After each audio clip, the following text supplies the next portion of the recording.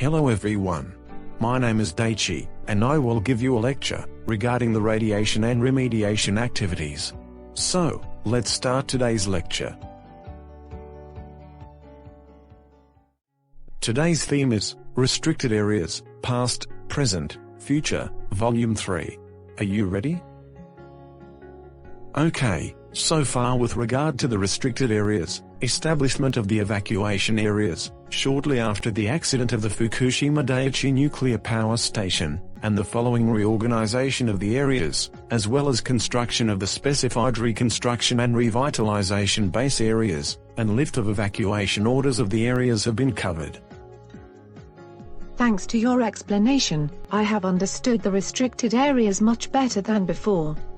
This time the areas still remaining in the areas will be elaborated, right? Right. Today, let me begin with the areas called the Specified Return Habitation Areas.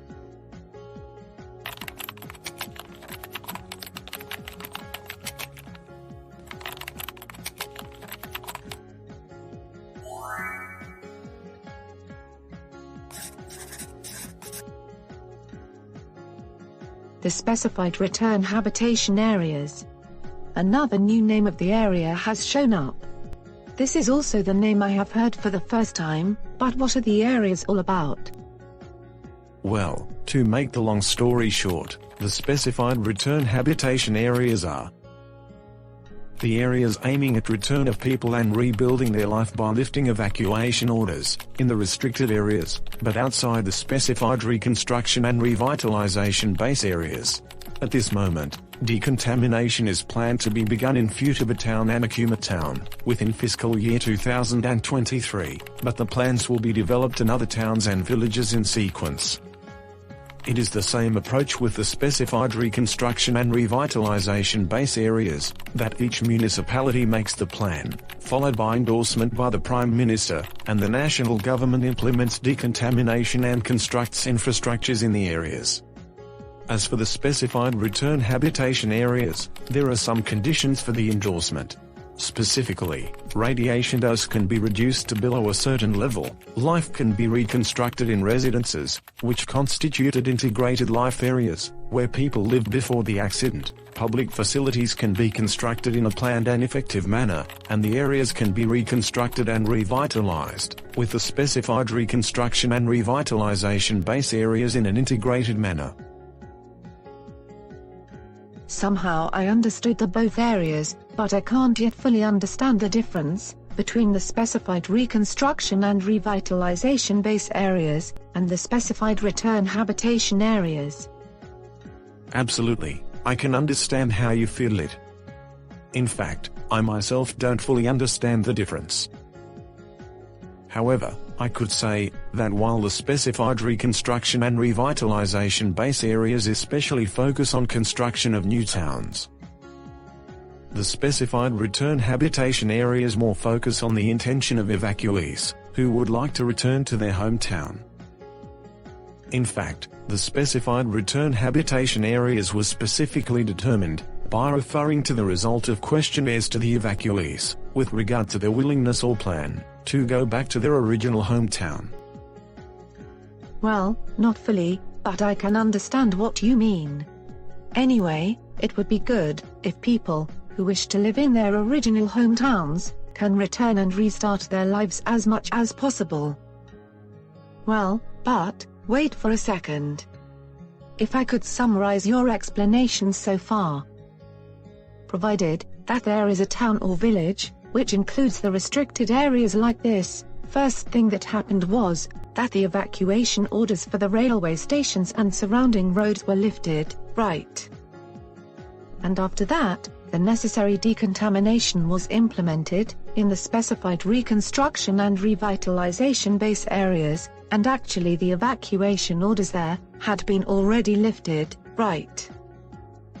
And further to that, toward the future, decontamination and construction of infrastructures will be implemented in the specified return and habitation areas, and return of evacuees who wish to return to their hometown will be promoted, right? it could depend on the size of the restricted areas, and the encompassed specified reconstruction and revitalization base areas, as well as the specified return and habitation areas, but the restricted areas will remain after that. What will happen to the rest of the restricted areas?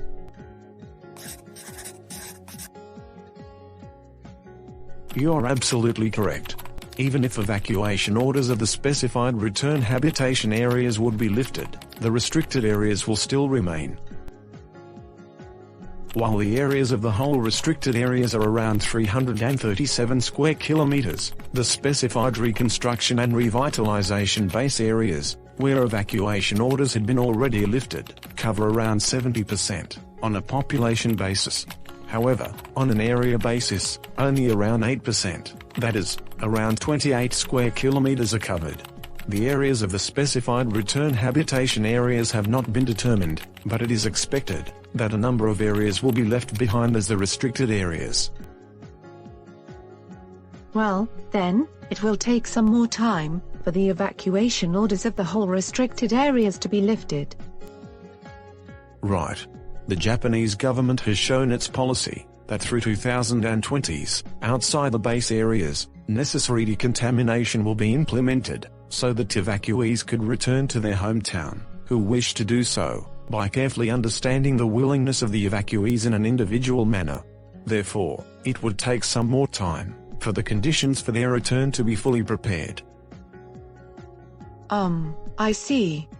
By the way, what about the decontamination activities? Will they be fully carried out in the rest of the restricted areas? Many of the people who lived in the restricted areas might think that necessary decontamination should be implemented, regardless of the intention of the people to return back their hometown.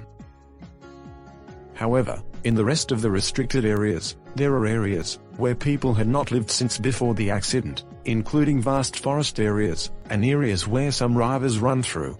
Therefore, it would be discussed in the future how much decontamination will be implemented for the areas where attorneys could not be expected, even if they were once people's living areas. Okay, it would take some more time, but I hope that the areas will be safe and attractive, and as many people as possible who would like to return can start their new lives at their original hometowns, and in addition, a lot of people would think that they would like to come to live there. I will continuously keep myself interested in the restricted areas, and watch the news for the areas. So, let me wrap up my lecture by providing you the key points. Today, I first talked about the specified return habitation areas.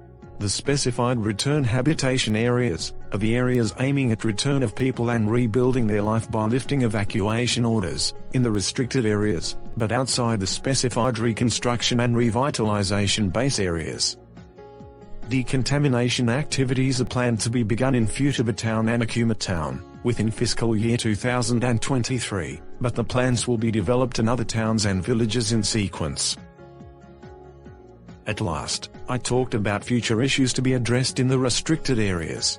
Measures for the restricted areas, other than the specified reconstruction and revitalization base areas, where evacuation orders had been already lifted, and the specified return habitation areas, where decontamination and other activities will begin in the future, are taken as examples. Specifically, the decontamination areas will be one of the issues to be coordinated, although the national government plans to implement decontamination, so that evacuees, who wish to return to their hometowns, can do so through 2020s. Okay, today's lecture is now dismissed. See you next time. In this channel, the useful information regarding the radiation and remediation will be provided to you. If you like it, please subscribe to this channel, and do not forget to click the like button.